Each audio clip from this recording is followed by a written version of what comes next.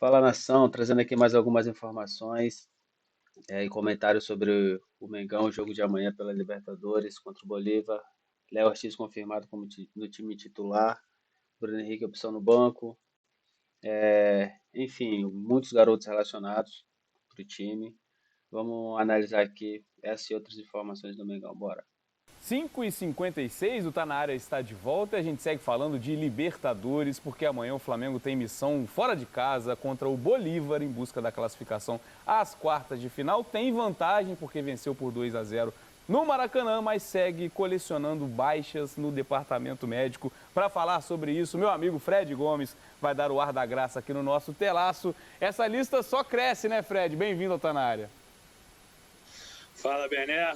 Jéssica, Martim, Camilinha, verdade, né, cara? Hoje cresceu de novo. Eu tava começando o meu expediente hoje e aí eu vi o Wesley tá fora. Sentiu o músculo anterior da coxa direita. Sentiu não, né? Porque todo mundo sente todos os músculos. É que a gíria do futebol, né? Falar que sentiu, mas sentiu dores ali, né? Então ele não vai jogar.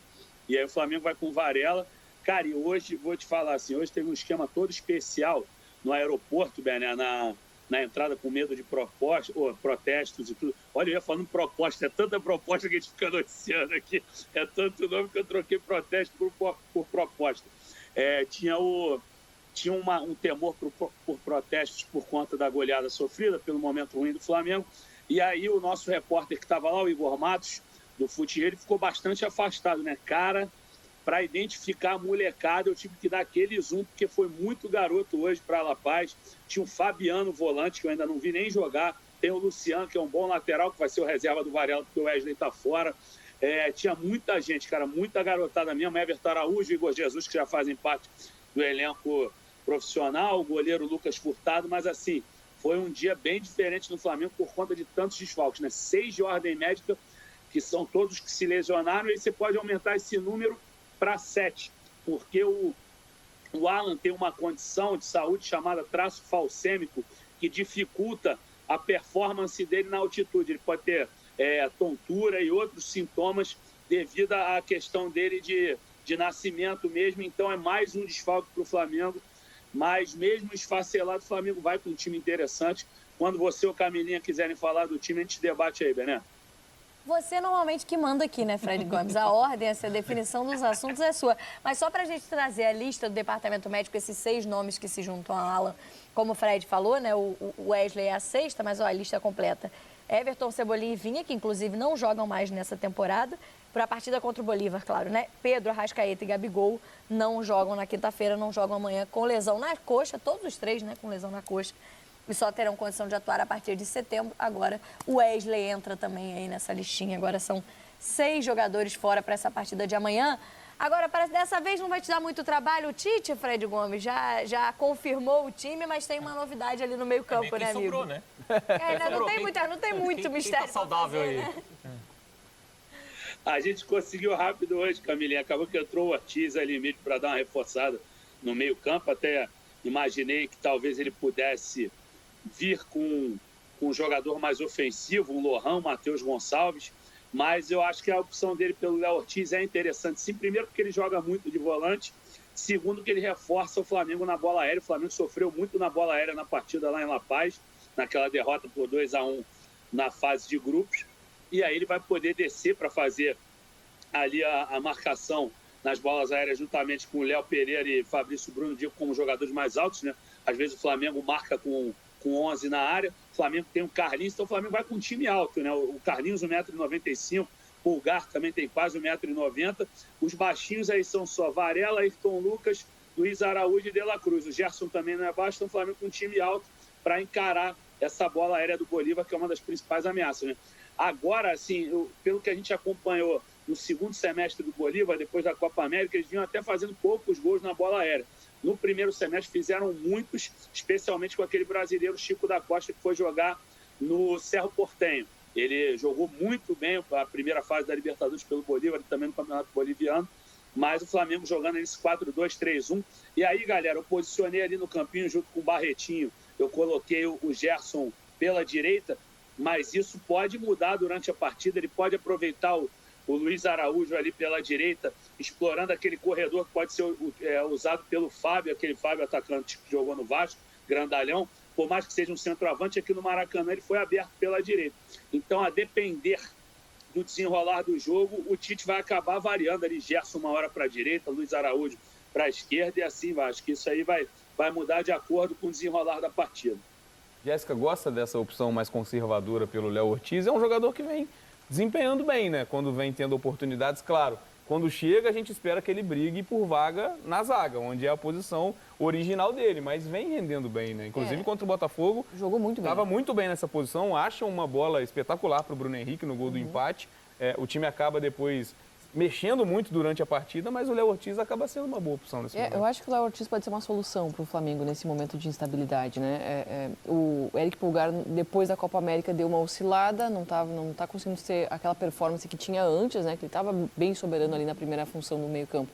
E o Léo Ortiz, ele pode contribuir nisso, ele tem energia de marcação, que às vezes falta ao Flamengo, e ele é um cara que com a bola no pé ele trabalha muito bem. Tanto que o destaque dele no Bragantino era a saída de bola, né? Porque ele iniciava muito bem essas jogadas.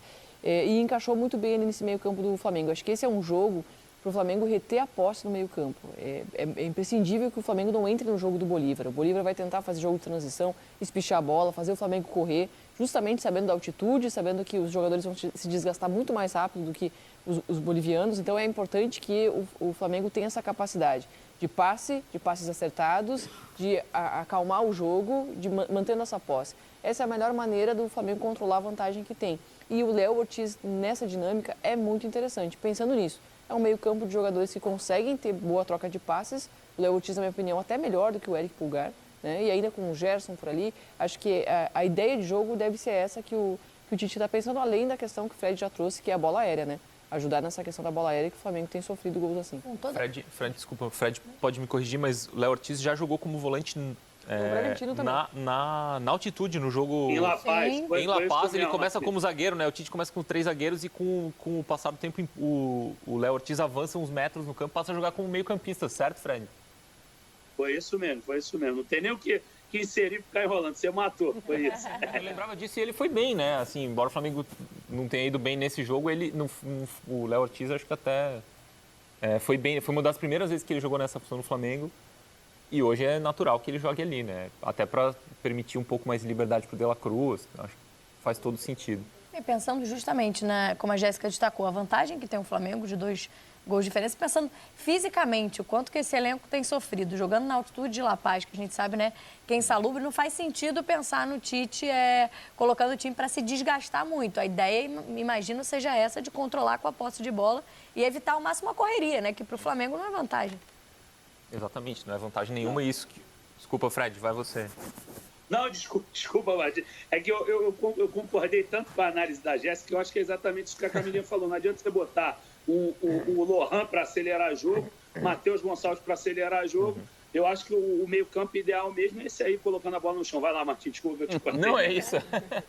E eu acho que o Gerson vai jogar até mais tempo pela esquerda do que do que esse campinho que a gente colocou, né? Com o Luiz Araújo indo para a direita, onde ele é muito melhor do que jogando na esquerda. E o Gerson consegue, com a versatilidade dele, jogar nos 2 lados do campo. Algo que pode ser preocupante é o decorrer da partida, né? Pensando em mudanças ao longo do jogo, muito pela questão do fôlego mesmo, né? Você, quando joga fora de casa na altitude, você precisa, em determinado momento da partida, renovar o seu time com sangue novo vindo do banco. Só que esse banco do Flamengo, para essa ocasião específica, tem poucos jogadores assim que estão acostumados a momentos desse sangue novo jovem, mesmo, né? Sangue novo mesmo. É muito jovem, e é difícil para o Tite, para qualquer treinador, prever quem é que vai cansar ao longo da partida, numa partida que acontece na altitude. Porque depende muito de cada indivíduo, né? De uma questão fisiológica de cada um. Então, na medida que o Flamengo for cansando, o Tite vai ter que usar essas peças. Então, é importante que o Flamengo sustente essa vantagem. Que não aconteça um cenário de jogo que o time canse precisando buscar alguma coisa ainda na partida. Porque os meninos que vêm do banco são jovens, não têm essa experiência. Inclusive para poder segurar a partida, esfriar quando tem que esfriar. Esse é um jogo que ele é muito... Ele era um trabalho de muita inteligência, de muita estratégia. O Flamengo tem que saber a hora de esfriar o jogo, a hora de deixar mais lenta a partida, a que hora que pode acelerar, que hora não deve acelerar, de que maneira se expor, né? E os meninos, às vezes, acabam caindo na pilha de equipes que são mais mas já safas, né, numa competição assim continental. Obrigada, Fred Gomes, amigo, pelas informações hoje aqui no Tá Na Área, mas já aviso que amanhã tem muito mais Fred Gomes. Amanhã Tá Na Área será às 8 da noite, trazendo todas as informações da partida do Flamengo contra o Bolívar. E claro, então, com muitas informações de Fred Gomes. Até amanhã, hein, amigo? Valeu, Camilinha, valeu, galera. E vão na página lá do Flamengo, lá no GE, que a gente tem informação sobre Alcaraz 9, é boa, tinha que vender meu peixe junto com o Caê Mota. Beijo e abraço para todos. Valeu, galera. O homem tá com proposta na mente, então você já vai lá, confere E é no isso, o GE. Flamengo que vai Globo. se movimentar até o fechamento da janela, no dia 2 de setembro, o time que precisa se mexer, né? Se não era o plano, né? Atacar o mercado, acabou virando pelas contingências, né? circunstâncias. Falamos aqui do número de desfalques para o jogo de amanhã. Pois é, galera, o Mengão precisa se mexer urgentemente. Chegando o Michel aí, já está em contrato com esse Alcaraz, né? As conversas estão se iniciando ainda, mas precisa se mexer urgentemente. Pô. Foram 6 baixas por lesão, 2 delas só voltam no ano que vem, 4 a gente não tem nem previsão, que é o caso do Gabigol, Arrascaeta, o Wesley, que se machucou agora, e tem mais um. Enfim, são 4 que devem desfalcar alguns jogos ainda, mas até o final do ano eles devem voltar. O Flamengo se desenhando já aí a escalação, né? Já com aparentemente definida.